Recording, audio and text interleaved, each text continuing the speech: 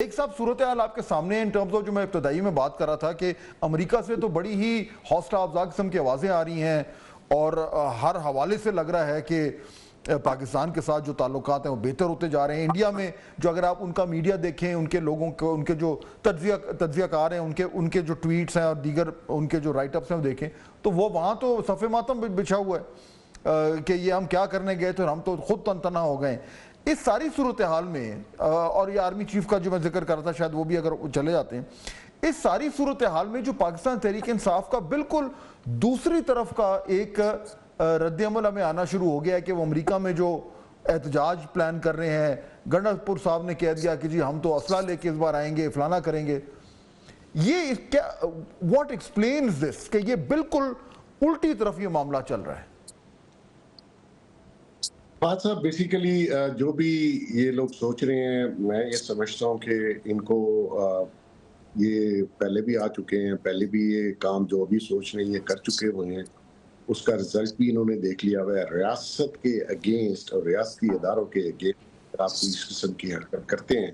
وہ ناقابل معافی جرم ہے. اور رہ گئی بات آرمی چیف کے وہاں واشنگٹن جانے کی, تو وہ تو جا رہے ہیں, اور وہ جو جس کا جنرل سیٹ کام کے چیف کا آپ نے ذکر کیا جو کل انہوں نے ڈیفنس کمیٹی میں بریفنگ دی ہے, وہ میرے خیال میں ایک سرٹیفائیڈ ہے پاکستان کا جو کردار رہا اینٹی ٹیررزم میں, اور جو ہم نے خود فیس کیا اور کر رہے ہیں, اور اس کے خلاف جو ہم جنگ کر رہے ہیں وہ بھی آج تک جاری ہے. اور اس ریکگنیشن پوری دنیا کر رہی ہے. اگر نیبر نہیں کر رہا تو وہ اور بات ہے, لیکن دنیا تو اس کو ریکگنائز کر رہی ہے. ہم اس کے وکٹم بھی رہے, ہم اس کے خلاف لڑ بھی رہے ہیں, اور اس کے خلاف مسلسل ہمیں نقصان بھی ہو رہا ہے.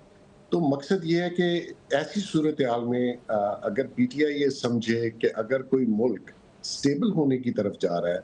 اور تھوڑے سے اشاریہ آپ کے بہتر ہوئے, جو انٹرنیشنل مانیٹرنگ رپورٹس آ رہی ہیں وہ تھوڑی سی بہتر ہیں, پازیٹیو ہیں, اسی کی بیس پہ ہمیں ورلڈ بینک نے, ہمیں آئی ایم ایف نے لون بھی دیا. ورلڈ بینک نے 8 بلین 4 ایئرز پہ دینے کا وعدہ کر لیا, کچھ دیکھ کے دیا, اگر حالات خراب ہوتے تو وہ نہ دیتے. تو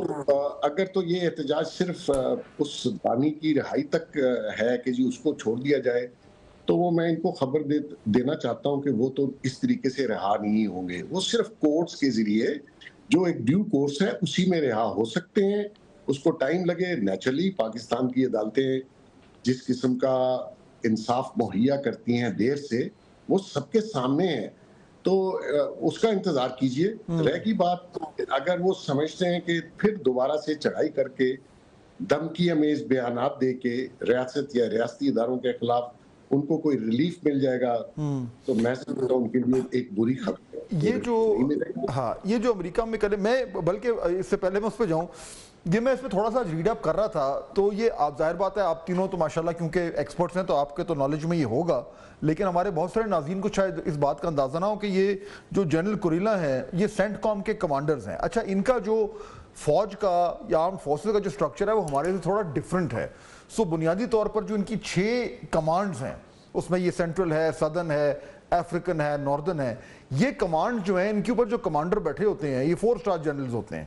اور یہ بیسیکلی آپریشنل ایریاز میں, یہ دنیا کے مختلف جو ڈیوائیڈ انہوں نے کیا ہوا ہے 6 ایریاز میں دنیا کو, اس میں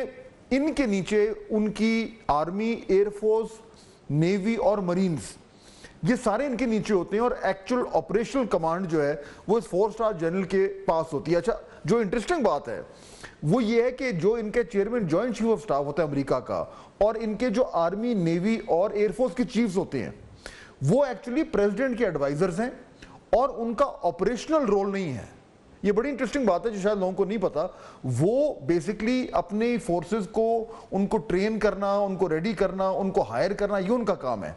یہ جو کمانڈرز ہیں جس میں یہ سینٹ کام کے شامل ہیں, یہ ڈائریکٹلی پریزیڈنٹ کو رپورٹ کرتے ہیں وایا سیکرٹری آف ڈیفنس, یعنی یہ اپنے آرمی چیف کو رپورٹ نہیں کرتے. تو اصل طاقتور لوگ جو ہیں وہ یہ لوگ ہیں, اور ان کا جو مین بندہ ہے سینٹ کام کا, اس نے پاکستان کے حوالے سے یہ بات کی. تو یہ بڑی امپورٹنٹ چیز ہے. لیکن اطہر صاحب, اس ساری چیزوں کو سامنے رکھتے ہوئے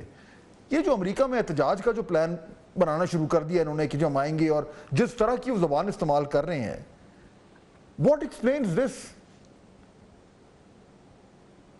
میرے خیال میں شاید زمین پہ یہاں پہ اس طرح کے حالات نہیں ہیں ان کی نظر میں، شاید اس وجہ سے. باقی ایٹ دا سیم ٹائم آپ دیکھیں جو ادھر کی عادت ہے وہ تو اپنے آپ کو لا تعلق کر رہی ہے اس چیز سے، چاہے وہ بیرسٹر گور صاحب ہو جائیں، دیگر دوست ہو جائیں، وہ یہ کہتے ہیں کہ ہمارا تو اس سے کوئی تعلق نہیں ہے. لیکن مجھے یہ لگتا ہے کہ وہ جو رہائی کی خبریں آ رہی تھیں کہ عید سے پہلے عمران خان صاحب رہا ہو جائیں گے، معاملات حل ہو گئے، کچھ صحافی دوست بھی اس طرح کی خبریں دیتی رہے، پر مجھے وہ حالات نظر نہیں آ رہے. مجھے اینی ٹائم سون معاملات حل ہوتے ہوئے نظر نہیں آ رہے. اور دوسرا دیکھیں جو پاکستان نے یہ جنگ جیتی ہے،